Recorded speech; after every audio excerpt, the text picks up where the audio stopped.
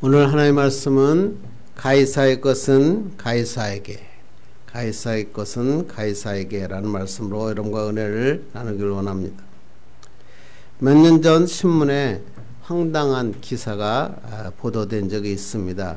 이집트 카이로에서 224마일 떨어진 마을에 일가족 6명이 차례로 물에 빠져 죽은 사건입니다.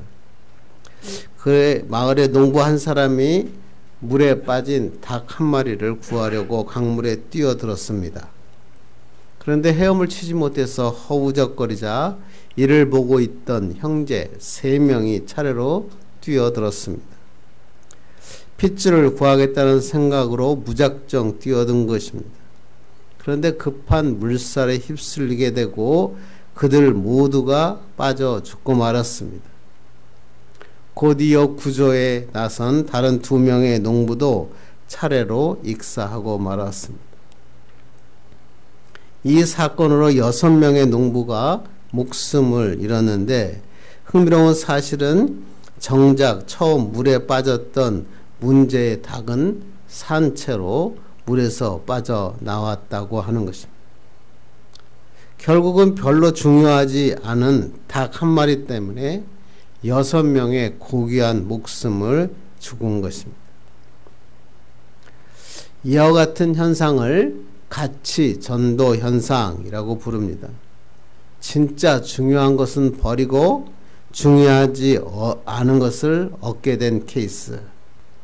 그래서 옛날에 인디언들은 황야를 달릴 때 전 속력으로 막 달리다가 갑자기 멈추어 서서 조용히 뒤를 돌아다 본다고 합니다. 그 이유는 뭐냐면 자기의 영혼이 잘 따라오고 있는지 살피기 위한 것이라고 합니다. 진정 가장 중요하고 가치 있는 것을 잃어버리고 있지는 않은지 인디언들은 항상 뒤를 돌아보았다라고 하는 것입니다. 우리 그리스도인도 마찬가지입니다. 열심히 살다가 막상 되짚어보면 가장 중요한 것, 예수님과 십자가를 놓치고 가는 경우가 많이 있다는 것입니다. 그러다 보니까 물질이 정신보다 앞서게 되는 가치 전도 현상이 그리스도인들에게도 그대로 나타납니다. 신앙보다 성공이 우선이고 영혼보다 육신에 대한 관심과 투자가 앞섭니다. 더 큰 문제는 뭐냐면 이것이 잘못인 줄도 모르고 무감각 상태에서 믿음 생활을 하고 있다는 것입니다. 예수님과 십자가는 그리스도인의 능력의 근원입니다. 지금 현 시대 교회와 그리스도인들이 세상으로 질타를 받는 이유는 그리스도인이 십자가의 능력을 잃어버렸기 때문입니다. 우리는 하나님의 것입니다. 하나님의 것은 하나님께 드려야 합니다.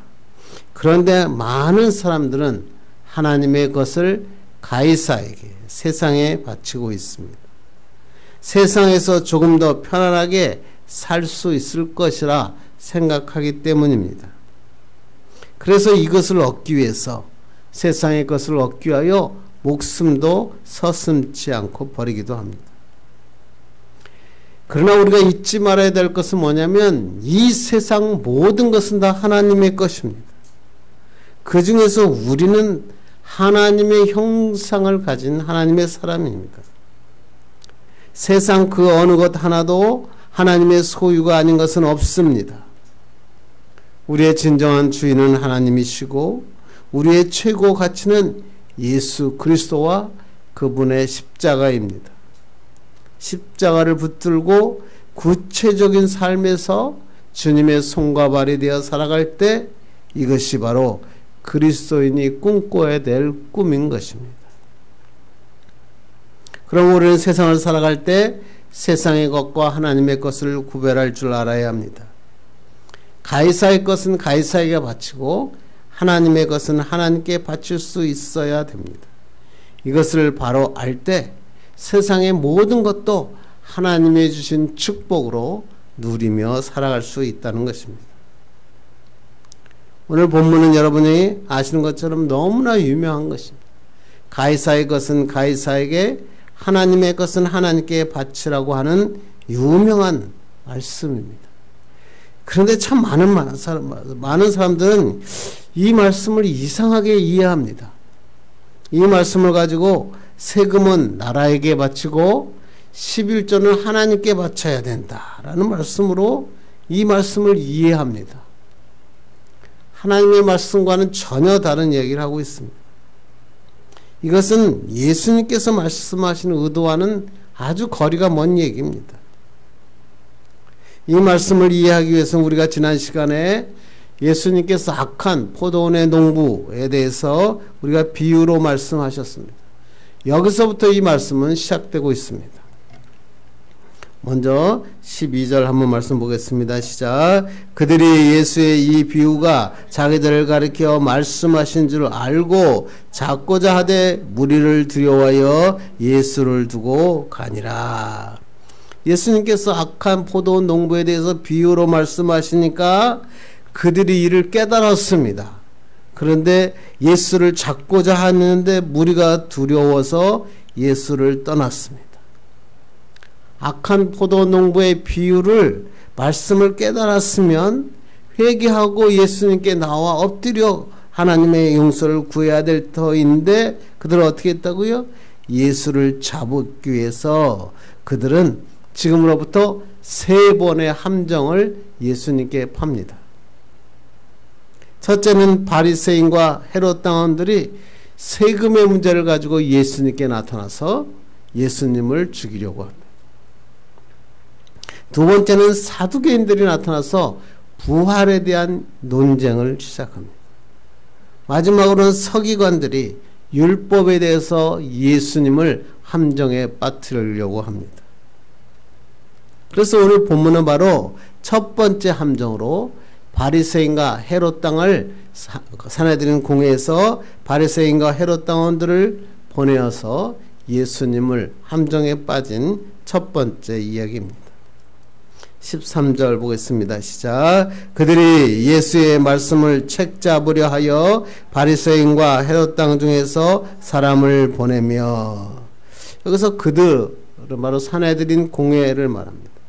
사내들인 공회는 예수님을 함정에 빠뜨리기 위해서 3번의 함정을 사람을 보냈는데 첫 번째가 바리새인과 헤롯 당 중에서 사람을 보냈습니다.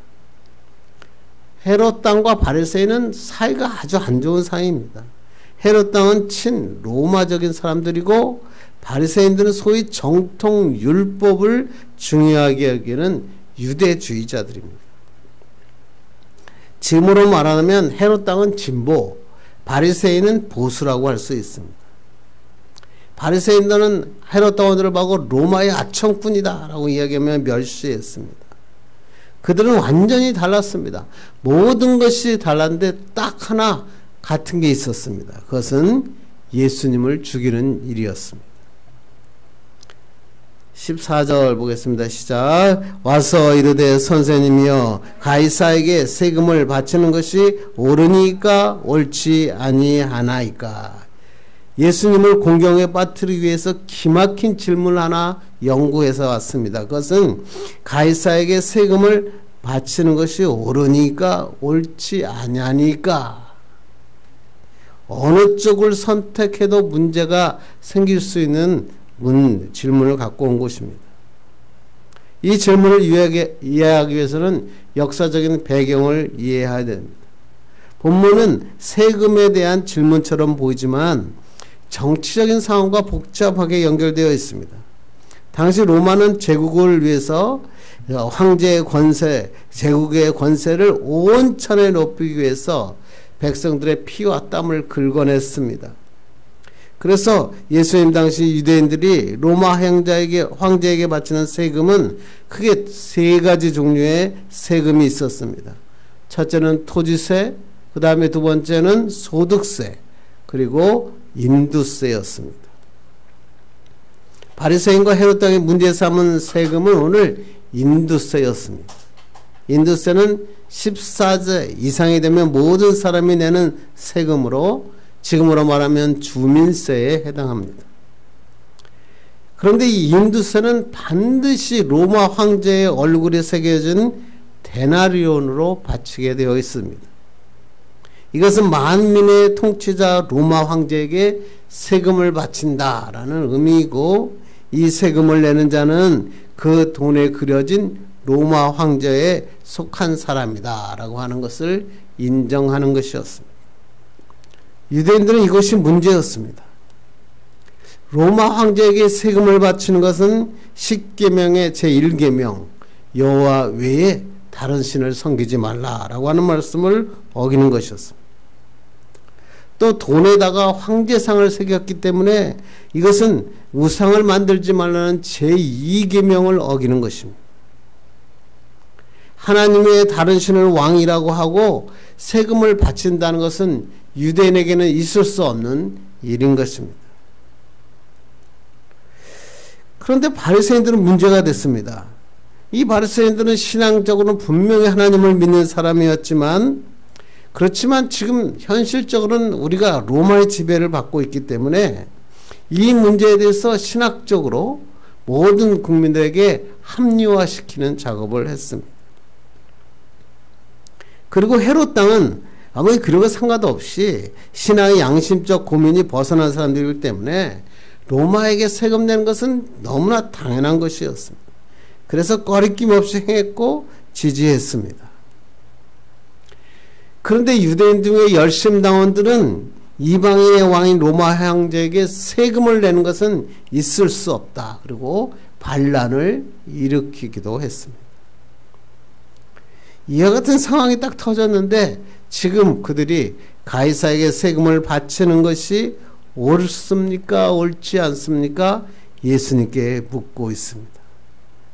이 바리새인 헤롯 당 모두 마음에 걸리는 문제이죠. 만약에 예수님께서 로마 가이사에게 세금을 바치라 그러면 바리새인들은 예수님이 반역자다, 율법을 어기는 반역자다, 1계명과 2계명을 어기는 자다라고 몰아세울 수 있고, 또 반대로 가이사에게 세금을 바치지 말라 그렇게 얘기하면 헤롯 당 사람들은 로마의 반란죄로 예수님을 고발할 수 있습니다. 당시 반란죄는 사형이었습니다. 그래서 또 실제로 이런 사건들이 많이 있어서 로마는 이를 매우 민감하게 단속하고 처벌했습니다. 그래서 바리새인과 헤롯 당원이 던진 이 질문은 엄청난 질문이었습니다. 잘못하면 예수님께서 이 질문에 세금을 내야 한다고 해도 죽고 내야 하지 말아야 한다도 죽는 그런 함정에 판 것입니다. 왜냐하면 유대인에게는 사형권이 없었죠. 그렇지만 로마에는 사형권을 가지고 있었기 때문에 그렇습니다. 우리 그리스도인 우리도 마찬가지지 않습니까? 예수 믿다 보면 신앙과 정치가 얽힐 때가 굉장히 많습니다. 그때 어떻게 해야 됩니까? 참 교회 가면 이게 어렵죠. 사람들은 자신이 주장하는 쪽을 지지하지 않으면 완전히 반대편으로 몰아버리고 반대편에 서면 무참하게 공격합니다. 요새 한국 사회는 완전히 이렇습니다. 좌우가 완전히 양분돼 가지고 반대편의 사람이 어떻게 하면 저 사람이 상처를 받을까를 아주 연구합니다. 그렇다면 그리스도인이 서야 하는 편은 진보에 서야 됩니까? 아니면 보수에 서야 됩니까? 아직까지도 여기에 대한 질문에 답을 못하는 사람들이 있습니다. 여러분은 어떻게 생각하십니까? 진보에 서야 됩니까? 보수에 서야 됩니까? 이 질문에 대한 우리의 답은 확실합니다. 우리는 좌파, 우파가 아니라 성경이 기준이 되어야 합니다.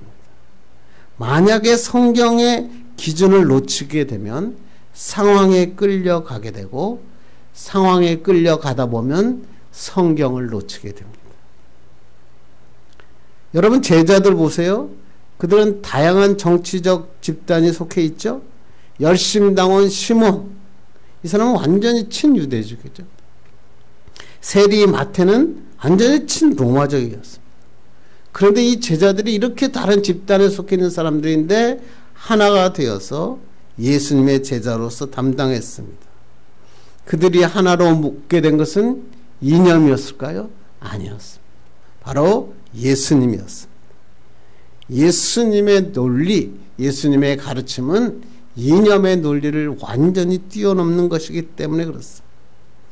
그리고 예수님께서는 세상을 살아가면서도 그 공생애 동안에 세상의 정치 논리에 한 번도 뛰어들어가지 않으셨습니다.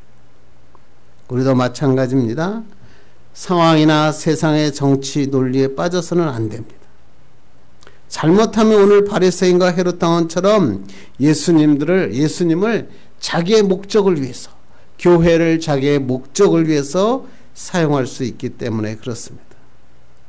이러한 문제를 만날 때, 여러분도 이런 문제를 만날 때 오늘 예수님께서 이 바리새인과 헤롯 왕에게 하신 이 대답의 말씀을 잘 듣고 기도하는 여러분 되기를 바랍니다. 그렇다면 예수님께서는 이 질문에 대해서 가이사에게 세금을 바쳐야 됩니까? 바치지 말아야 됩니까? 라고 하는 말씀에 무엇이라고 말씀하십니까?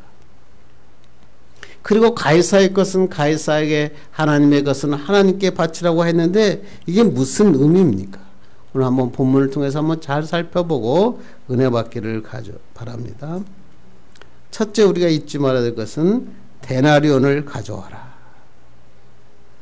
예수님을 잡기 위해 세금을 내야 됩니까? 세금을 내지 말아야 됩니까? 이렇게 질문하니까 예수님이 느닷없이 이렇게 얘기하십니다. 15절 보겠습니다. 시작. 우리가 바치리까 말리까 한데 예수께서 그 외식함을 하시고 이르시되 어찌하여 나를 시험하느냐? 데나리온 하나를 가져다가 내게 보이라 하시니. 바리새인과 헤롯 왕은 예수님께 질문을 던졌습니다. 세금을 바쳐야 됩니까? 말아야 됩니까? 그리고 촉각을 곤두세우고 있습니다. 이때 예수님께서 어찌하여 나를 시험하느냐? 예수님은 다 아신 거예요. 그들이 나를 시험해서 함정에 빠뜨리려고 하신다는 것을 예수님은 다 아셨다라고 합니다. 예수님은 어떻게 해결하십니까? 예수님께서 야, 로마의 데나리온을 가져오라. 바리새인들은 율법을 철저히 지키는 자들이죠. 그들 중에는 로마 황제가 그린 데나리온을 만지지도 않고 쳐다보지도 않는 사람들이 많이 있었습니다. 그런데 예수님께서 그 바리새인에게 가서 데나리온을 가져오라 이렇게 얘기합니다. 그런데 그들을 그렇게 증오하며 보지도 않는 것처럼 행했던 그 사람들이 데나리온을 가지고 나옵니다. 실제로 그들은 말은 그렇게 하고 행동은 했는데 데나리온을 가지고 사용하고 있었다는 것입니다. 그들의 위선, 철저한 위선이죠. 그 로마 황제에게 이런 것은 바로 법이 잘못된 것이다 라고 얘기하면서 그들은 그 법을 그대로 따르고 있었다는 것입니다. 당시에 통용하는 화폐는 세 가지가 있었거든요. 첫째는 유대인들 사이에 사용했던 렙돈, 여러분 그 과부의 렙돈 이야기 아시죠? 둘째는 안디옥이나 두로 같은 지중해 연안 지역에서 사용하던 드라크마라고 하는 게 있었고, 세 번째는 로마 정부에서 제조해서 사용하던 데나리온이라고 이야기하는 것입니다. 이 화폐 중에서 바리새인들은 그렇게 증오하던 그 데나리온을 사용하고 있었다고 하는 것입니다. 예수님께서는 이들의 위선적인 행동을 지적하기 위해서, 이 위선을 폭로하기 위해서 데나리온을 가져오라고 얘기합니다. 마태복음 보니까 이렇게 얘기했습니다. 예수께서 저희의 악함을 보시고, 누가복음에서는 그들의 관계를 아시고 그들에게 데나리온을 가지고 오라고 하셨다라고 기록합니다. 예수님께서는 저희의 악함을 아셨어요. 관계를 아셨다는 것이, 간사하고 비겁한 위선을 지금 예수님은 폭로하시는 것입니다. 그들은 종교적 신념에 충실한 것처럼 보였지만 그것은 위선이었다. 그러자 뭐라고 얘기하십니까? 16절 시작. 가져왔거늘 예수께서 이르시되 이 형상과 이 글이 누구의 것이냐? 이르되 가이사의 것이니이다. 데나리온을 가져와서 예수님께서는 이 형상과 글이 누구의 것이냐고 물었습니다. 이 데나리온이라고 하는 것은 은 4.55g 정도로 만든 동전입니다. 한쪽 면에는 당시 황제, 지금 얼굴이 그 사람이 황제입니다. 이 황제 티베리우스가 월계관을 쓰고 올림픽의 승리자로 묘사하는 흉상이 딱 그려져 있었습니다. 그리고 그 주위에 동그랗게 된 글씨에는 뭐라고 쓰여 있냐면 신성한 아우구스투스의 존엄한 아들 가이사 디벨리우스라고 하는 그런 글이 그 글자로 쓰여져 있는 것입니다. 그리고 한쪽 면 보시면 그 옆에 면 보이시죠? 황제의 어머니 리비아가 올리브 나무로 된 신의 보좌에 앉아 있고 양손에는 세상을 지배하는 주권의 상징을 들고 있는 모습으로 그려져 있습니다. 그 옆에는 그 글씨가 뭐라고 써 있냐면 최고의 사제라고 하는 글이 새겨져 있었습니다. 즉 이 동전은 티베리우스 황제가 당시 로마 제국을 통치하는 주인이다.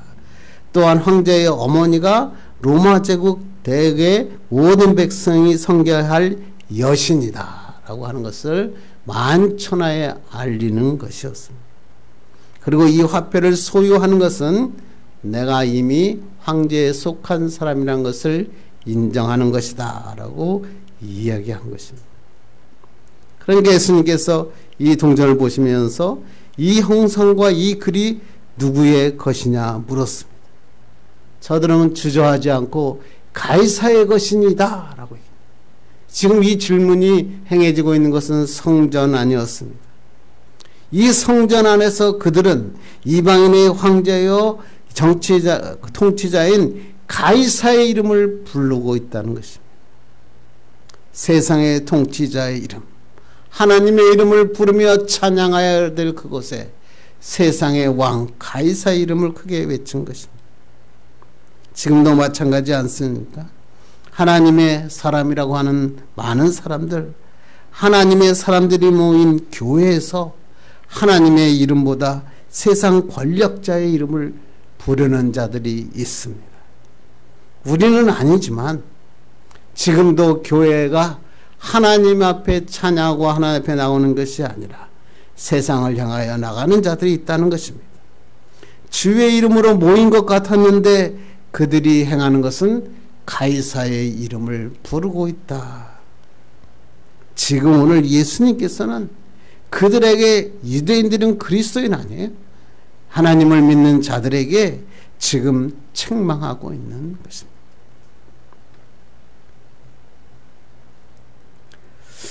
여러분 이게 뭡니까? 피사의 사탑.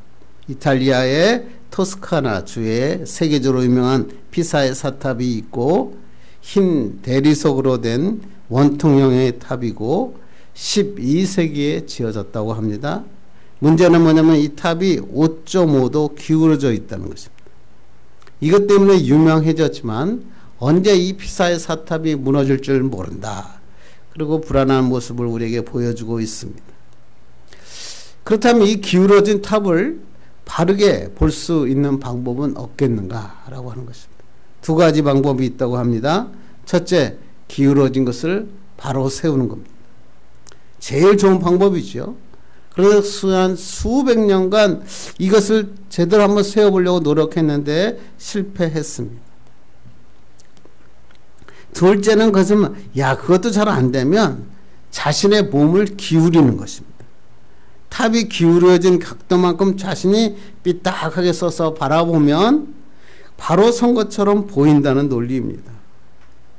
그렇다면 그것으로 인해서 이 피사의 사탑이 삐뚤어진 게 문제가 해결됩니까? 아니죠. 임시 방편이고 졸속적인 해답이죠. 기울어진 탑은 여전히 기울어지고 있고 그것을 맞추다 보면 평생을 삐딱하게 살 수밖에 없는 것입니다. 오늘 많은 사람들도 이런 방식으로 인생을 살아갑니다. 정말 기울어진 사회의 정의, 삐뚤어진 가치관을 굳이 바로 잡을 필요가 있겠느냐. 항상 그냥 그처럼 기울어진 채로 그냥 삐딱하게 살면 된다라고 이야기합니다.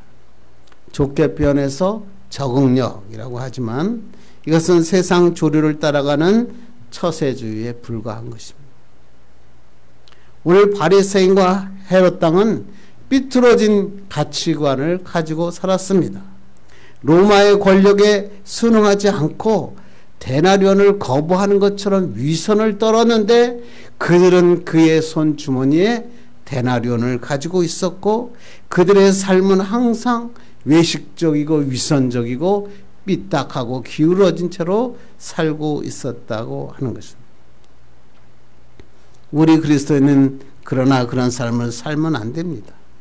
기울어졌으면 기울어졌다고 말해야 되고 바른 것은 바르다고 말해야 됩니다. 비록 우리의 힘만으로 바르게 세울 수 없지만 그렇게 바른 것을 추구해야지만 이 땅에 가치관이 붕괴되지 않습니다. 우리의 능력으로는 안 되지만 우리의 능력이신 하나님께서 이 모든 문제를 해결하실 수 있기 때문에 그렇습니다. 그래서 우리는 그리스도인으로 정체성을 포기하지 말아야 돼요. 헤롯 당이나 바리새인처럼 위선적으로 산다면 안 됩니다. 넘어져서 정말 자기는 거룩한 척하면서 살면서 그들의 품속에 데나리온을 품고 성전에서 가이사를 외치는 그런 사람이 되어지 말아야 된다고 오늘 예수님께서는 우리에게 말씀하신 것입니다. 두 번째 예수님의 놀라운 대답을 보십시다. 예수님은 데나리온을 가져오자 그들에게 뭐라고 말씀하십니까? 너무나 잘 아는 말씀 17절 읽겠습니다. 시작. 이에 예수께서 이르시되 가이사의 것은 가이사에게 하나님의 것은 하나님께 바치라 하시니 그들이 예수께 대하여 매우 놀랍게 여기더라. 여기 바치다라는 말의 원어는 아포디도미라고 하는 단어인데 되돌려주다라고 하는 뜻입니다. 그러니까 다시 말하면 가이사의 것은 가이사에게 되돌려주고 하나님의 것은 하나님에 대해서 되돌려주라. 근데 이 말씀을 잘못 그냥 이해하면 가이사의 것은 가이사에게 바치라고 하셨으니까 국가의 세금을 바치고 어떤 정권이든지 복종하고 의무를 다해야 한다. 이렇게 얘기하는 사람들이 있습니다. 이렇게 만약에 이렇게 해석을 하게 되면 어떻게 되죠? 예수님께서 세금을 바치라고 이야기하신 이야기가 되고 이렇게 하면 바리새인들이 예수님을 바로 유대인의 대적자로 몰아갈 수밖에 없는 불행한 결과를 가져옵니다. 그런데 그 말씀은 아니죠. 그 다음에 더 중요한 말씀이 뒤에 있죠. 뭐라고요? 하나님의 것은 하나님께 바치라. 원어를 보니까 이렇게 되어 있더라고요. 가이사의 것은 가이사에게 하나님의 것은 하나님에게 라는 글 사이에 카이라고 하는 접속사가 붙어 있는데 이 접속사는 그리고 and라는 뜻도 있지만 but 그러나 라는 뜻도 있습니다. 그래서 이 뜻을 다시 읽어보면 가이사의 것은 가이사에게 바쳐라. 그러나 하나님의 것은 하나님께 바쳐야 된다라고 하는 말씀합니다. 어떤 성경학자 참 재미있는 성경학자는 이 원래 성경 뒤에 이 도둑놈들아 라고 하는 단어가 붙어 있는데 생략됐다. 뭐 그렇지는 않은데 얼마나 가슴이 아팠으면 그런 말을까지 했습니다. 세금에 대해서 바리새인과 헤롯 당은 전혀 다른 입장을 내고 있다는 거 아시죠? 헤롯 당은 로마에 세금 내는 거 당연하다라고 얘기하고 그렇게 얘기하면서 로마의 앞잡이 노릇을 하면서 신분을 보존받고 있었다라고 하는 것입니다. 그래서 예수님께서 오늘 이 말씀이 세금을 내라고 하신 말씀이라면 헤롯 당의 손을 든 것입니다. 그러면 이제 예수님은 유대인의 대적자가 되는 거죠.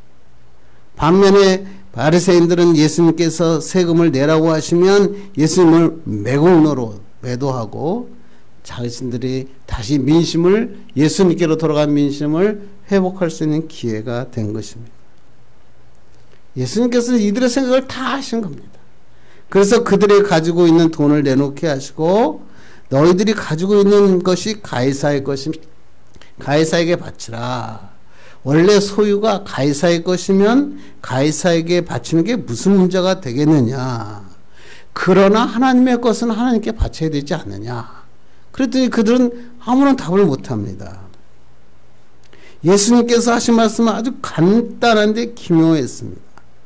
세금의 문제를 가지고 나왔는데 지금 너희들은 누구의 것이냐의 문제로 바꾸어 버린 것입니다. 너는 하나님의 것이냐 가이사의 것이냐. 인간은 하나님의 것이냐 가이사의 것이냐고 물으신 것입니다. 바꿔버린 것입니다.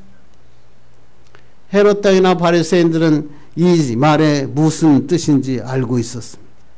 가이사의 흉상이 박힌 데나리오는 황제의 것이었지만 하나님의 형상을 가진 우리는 하나님의 것이라는 것입니다. 그걸 그들이 알고 있는 겁니다. 가이사에게 그거 만든 데나리오 그냥 돌려주면 끝이지만 너희들은 어떻게 해라? 마음을 다하고 목숨을 다하고 뜻을 다하고 힘을 다하여 하나님을 사랑하고 하나님을 경배해야 된다. 이 말씀하신 거예요. 예수님께서는 세상의 권력을 부정하지 않으셨어요. 그렇지만 세상의 권력도 하나님이 주신 것이다. 그러니까 하나님의 것이지 않느냐. 그리고 하나님의 형상으로 지으심을 받은 사람은 오직 하나님만 섬겨야 된다. 이렇게 말씀하신 것입니다. 그래서 터툴리안이라는 신학자는 이렇게 얘기합니다. 동전에 새겨진 가이사의 이미지는 가이사에게 바치고 너희에게 새겨진 하나님의 이미지는 하나님께 바치라. 여러분, 이 세상에 하나님의 것이 아닌 게 있습니까? 없지요. 결국 이들은 예수님의 대답에 아무런 이의를 제기하지 못하고 오늘 성경에 뭐라고요? 놀랍게 여기더라. 세금의 문제를 너희는 누구의 것이냐의 문제로 바꾸어 버린 것입니다. 그러니까 이것은 세금을 바치라라고 하시는 하나님의 말씀이 아니라는 것입니다. 그렇다면 이 질문 앞에 우리는 어떻습니까? 우리 안에는 하나님의 형상이 새겨져 있는가라고 하는 것입니다. 그렇다면 우리는 하나님의 것입니다. 우리의 마음에 하나님의 형상이 새겨져 있지 않다면 가이사의 것이겠죠. 가이사는 악한 세상, 악한 영을 상징하죠. 그래서 이런 사람은 가이사에게 주는 세상의 악한 삶을 살 수밖에 없습니다. 그러나 우리는 모두 하나님의 사람이고 하나님의 형상이 박혀있는 사람입니다. 그래서 우리가 가진 것은 하나님을 위해서 쓰여야 되고 하나님께 돌려드려야 된다라고 놀라운 우문현답을 하시는 오늘 예수님의 모습을 찾아볼 수 있다는 것입니다. 여러분, 컴패션이라고 하는 거 많이 아시죠? 꿈을 이루는 어린이들을 그리스도의 사랑으로 양육하라 라고 하는 그런 단체죠. 이 단체는 참 재미있어요. 1952년에 한국의 전쟁의 고아들을 돕기 위해서 시작된 단체였는데 이제 한국이 막 성장하고 돼서 이제는 수혜국이 아니라 후원국이 되어서 한국 컴패션에서만 무려 약 14만 명의 어린이들을 후원하고 있습니다. 이 한국의 컴패션 대표가 서정인 목사님인데 어느 해 아프리카에 선교를 떠나게 되었다고 합니다. 사람을 모집했는데 그때 탤런트인 차인표 씨하고 같이 가고 싶다는 생각을 했습니다. 그래서 그를 만나려고 했는데 차인표 씨가 나는 지금 준비가 안 되었습니다 라고 거절했습니다. 그런데 서정인 목사는 계속 이틀 동안을 계속 연락을 했습니다. 서 목사님의 간절한 부탁에 마지못해 지금 차인표 씨가 아프리카 선교를 떠나게 되었다고 합니다. 항공기 안에서 선교사가 이렇게 얘기합니다. 이제 아프리카에 도착할 텐데 흑인 아이들을 만나게 됩니다. 이 아이들은 에이즈로 고생을 하는 어린이들이고 청결하지 않은 아이들입니다. 그렇지만 그를 만나면 하나님은 너를 사랑하신단다 라고 만져주면서 말해달라고 이렇게 부탁을 했습니다. 차인표 씨도 생각했습니다. 아이 그거 정도 못하겠느냐 하면서 나도 웃으면서 하나님께서 너를 사랑하신단다 라고 이야기하고 한번 웃어주는 건 나도 할 수 있다 라고 생각했다고 합니다. 공항에 도착했습니다. 자기 앞에 흑인 어린아이가 그의 머리를 나타났습니다. 그래서 그의 머리를 만지면서 하나님께서 너를 사랑하신단다 라고 하는 말을 하려고 하는데 도무지 말이 나오지 않았다고 합니다. 하나님께서 너를 사랑하신다. 단순히 이 말 한번 하고 머리를 만져주면 되는데 그것이 잘 안 된다는 것이었습니다. 그때 그 까만 어린이가 까만 눈동자를 가지고 차인표 씨를 바라보았습니다. 그런데 놀라운 일이 일어납니다. 그 꼬마의 그 눈동자에서 인표야 내가 너를 사랑한단다 하는 예수님의 음성을 들은 것입니다. 차인표 씨는 그 아이를 끌어안고 울었습니다. 그들을 위로하러 갔다가 그들의 위로를 받고 왔다. 새까만 어린이, 찢지 않은 어린이, 그의 눈동자에서 하나님의 형상을 보았다고 하는 것입니다. 그렇습니다. 우리만 하나님의 형상으로 지어진 것이 아니라 모든 사람들은 하나님의 형상으로 지음을 받았습니다. 하나님의 형상이 없는 사람은 아무도 없습니다. 그러므로 우리는 어떤 사람이라도 비난하거나 그 사람을 미워할 수 없는 것입니다. 우리는 하나님의 형상을 받은 하나님의 사람이고 우리의 삶은 하나님께 바쳐져야 됩니다. 이 모든 삶을 하나님께 바치라. 오늘 예수님께서 우문을 던진 세금의 문제를 너는 누구의 형상이 박혀 있느냐고 오늘 우리에게 말씀하신 것입니다. 가이사의 것은 가이사에게 바치라고 하는 것이 키워드가 아닙니다. 아무런 의미 없는 단어입니다. 하나님의 것은 하나님께 바쳐라. 너는 하나님께 바치는 인생을 살아야 된다라고 오늘 우리에게 말씀하시고 있다는 것입니다. 이제 말씀을 맺으려고 합니다. 우리는 하나님의 형상을 가진 하나님의 사람입니다. 그러므로 우리의 모든 삶은 하나님을 위해 바쳐야 돼요. 하나님께 모두 돌려드려야 됩니다. 그렇게 살면 십자가의 능력이 우리 삶에서 나타납니다. 하나님의 나라가 우리의 피난처 되십니다. 피난처 되신 주님 앞에 나가서 축복받고 은혜 받는 하나님의 사람 되기를 주님의 이름으로 축원합니다. 기도하겠습니다. 하나님 감사합니다.